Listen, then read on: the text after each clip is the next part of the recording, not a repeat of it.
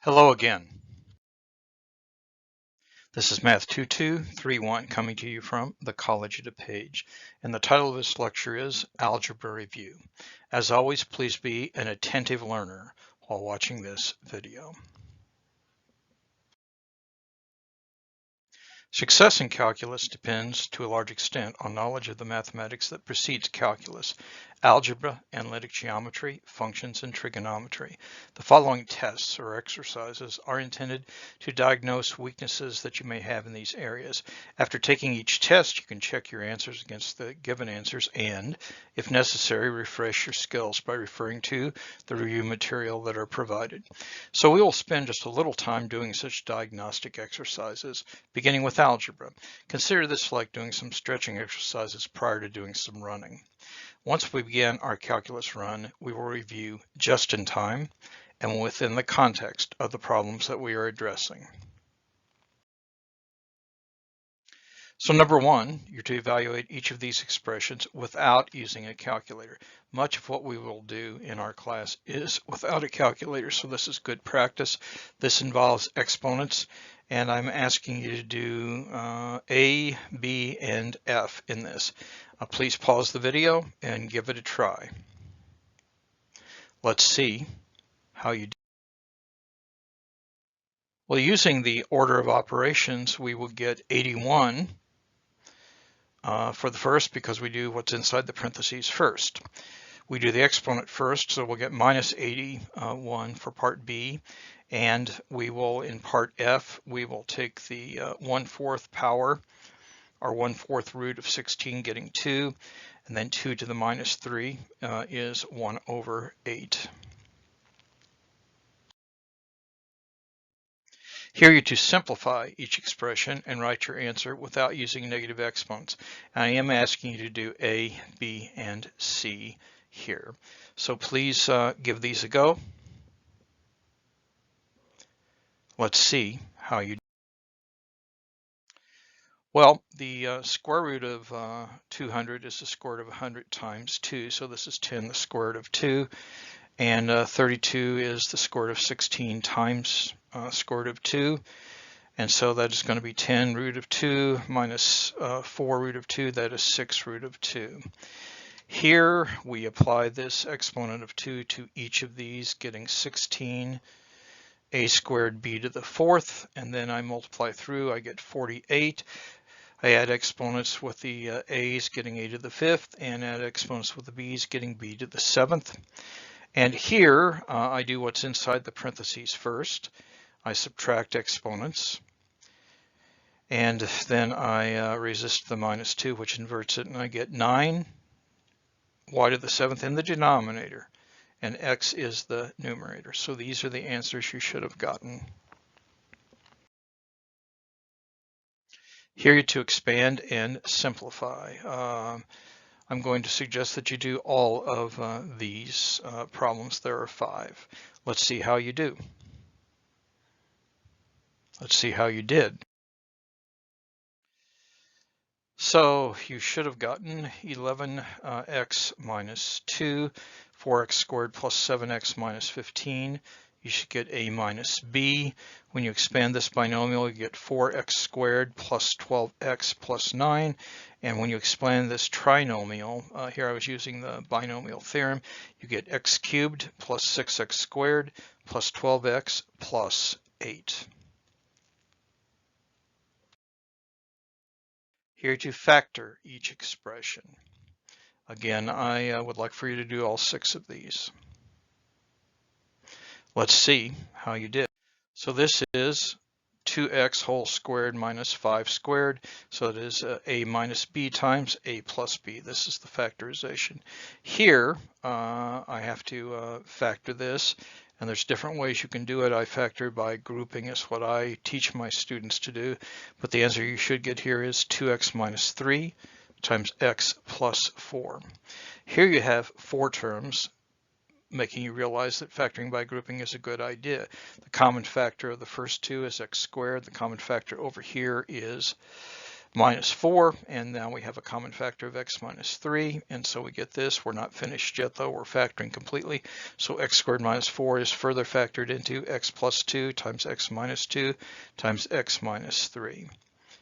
In part D, the common factor is x, and that gives me a sum of cubes, which has this factorization. So the answer is x times x plus 3 times x squared minus 3x plus 9. And in part E, we want to factor out the common factor, and so we factor out 3x to the minus 1/2. That leaves us with x squared minus 3x plus 2, which in turn factors this way, and so I can write the answer this way. Here, the common factor is xy, and then I will factor the different squares again, so this is the complete factorization of number 4. Here you simplify these rational expressions by canceling common factors. Let's see how you do. Let's see how you did. So in part A, we factor this way. We cancel out the common factors and get x plus 2 over x minus 2. Here we factor the top and bottom and multiply across the top and across the bottom, cancel the common factors. This x plus 3 with that x plus 3, this 2x plus 1 with that 2x plus 1, and we get x minus 1 over x minus 3. Here we get a common denominator. So here we have to multiply top and bottom by x minus 2. I get this. I do the multiplication before I distribute the minus sign. And I get that. And then I will cancel out the x plus 2. So the answer is 1 over x minus 2. Here I get a common denominator and numerator and denominator. I can cancel those common denominators. And here I will factor y squared minus x squared as y minus x times y plus x. And I will cancel this into that and get a minus 1. So this is the answer that you get for problem D. In problem 6, we're going to rationalize the expression and simplify. So here we're going to be rationalizing the denominator. Here we're going to be rationalizing the denominator. Give these a go. Let's see. So I'm going to multiply top and bottom by what's known as the conjugate of the denominator. I get the square root of 5 plus 2 over square root of pi plus 2. I distribute and simplify. This is going to be the square root of 50, which is 25 times 2, and that's going to be 5. The square root of 25 is 5, square root of 2, and 2 square root of 10. Down here, when I do this, I'm going to get 5 minus 4, which is just 1, and so I just get the numerator. Here I multiply top and bottom again by 1. This is going to be the conjugate. It is the square root of 4 plus h plus 2, top and bottom. When I multiply the top, it is a squared minus b squared. The 4's cancel out, and I will cancel the h. With the h, I will have 1 over the square root of 4 plus h plus 2. Here, I'm practicing completing the square in these two examples. Give it a go. Let's see how you do. So in number 1, I'm completing the square on these first two terms. So I take half of this squared, I get 1/4. But if I add 1/4, I have to subtract 1/4. And so in this expression is x plus 1/2 whole squared plus 3/4. Here I will factor out the 2, and I'll complete the square here. Half of minus 6 is minus 3 squared is 9. I'm still multiplying by 2, so what I'm effectively doing is adding 18. I have to subtract 18. This expression becomes x minus 3 whole squared, and so I end up with 2 times x minus 3 whole squared plus 7. Actually, that's a minus 7. That should have been a minus 7 because 11 minus 18 is minus 7. So you should correct that whenever you're taking notes. Here we're solving these equations. We're finding only the real solutions. Much of what we do will be finding real solutions. And for the most part, in Calculus 1, we are dealing with real numbers and the real number line. So solve these. Let's see how you do on these 7 problems. Here you multiply all the way through by 2. You get x being 6. Here you can cross multiply. Cancel out the 2x squared, and you get that x is 1. Here you factor, and if you factor 2 things equal to 0, one of them must be 0, so x is -3 or x is 4. And here this does not factor, you have to use the quadratic formula, and if you use the quadratic formula, you get -1 plus or minus 2 square root of 2. We have 2 more. Here we do a substitution. We can let u equal x squared. That turns this into a quadratic in u, which factors. So get u, which is also x squared, is either 1, in which case we get plus or minus 1, or x squared is 2. This will be plus or minus the root 2. Here we have an absolute value, so the absolute value of x minus 4 is 10 over 3. So x minus 4 is 10 over 3, or x minus 4 is minus 10 over 3. We solve and we get these answers. Improper fractions are fine, and many times in this course we'll be talking about exact answers. In part G, the best way to solve this problem is to factor out the common factor of x minus 4 minus x rather to the minus 1/2. That means this is in the denominator, and when I simplify this, I get 2x minus 3 times x minus 4. Make sure you understand this step. This comes up often when doing derivatives, is equal to 0. Now there's a denominator, but if I have a numerator and denominator, if this is equal to 0, that means the numerator is equal to 0. That means x is equal to 12 over 5. Here we're dealing with inequalities and we're discussing interval notation. I will expect you to be able to use interval notation in your work, and so solve these 5 inequalities. Let's see how you did.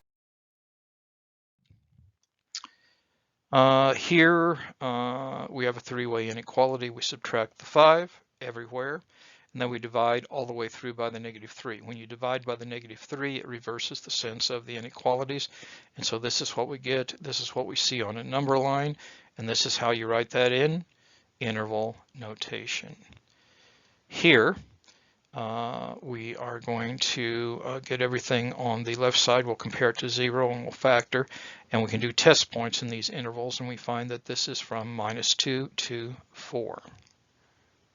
Again, we look at the factorization, and we look at places where it's equal to 0, but it has to be bigger than 0, so we do test points.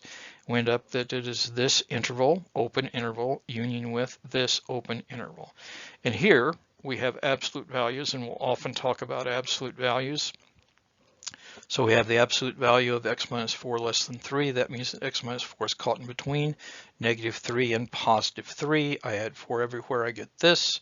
And so my answer is the open interval from 1 to 7. In part E, the best way to do this is to subtract the 1. It's difficult to do this comparison without doing this. It can be done, but it's much easier if you compare it to 0. So I subtract the 1, get a common denominator, and then I have a numerator and a denominator that I'm comparing against 0. Now the denominator cannot be 0, so you can't be at -1, but the numerator could be 0, and so you have this.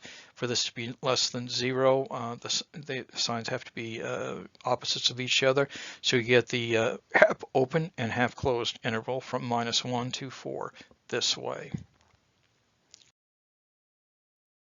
And then we have state whether each of these is true or false. Now what often happens when students are simplifying things, I'm really not asking them true or false, but they're trying to figure out, well, what can I do with these, and are these things true? So ponder these, maybe think about some examples, and decide if these are true or false. Let's see how you did. These are the answers you should have gotten: false, true, false, false, false, and true. This is a summary of the answers written maybe in a little bit better form. You might remember on one of those I had to correct the sign. I think it was this one when it was going through, but I did catch that as I was going through the notes. So here are your answers, and again, you'll be using algebra techniques like this quite a bit as we go forward. In closing, now more than ever, time is precious. Each day must count. Do the math. It will make you strong. And now more than ever, take care of yourself and of each other. We're all in this together. God bless you all, and we'll be doing some more things soon. Take care.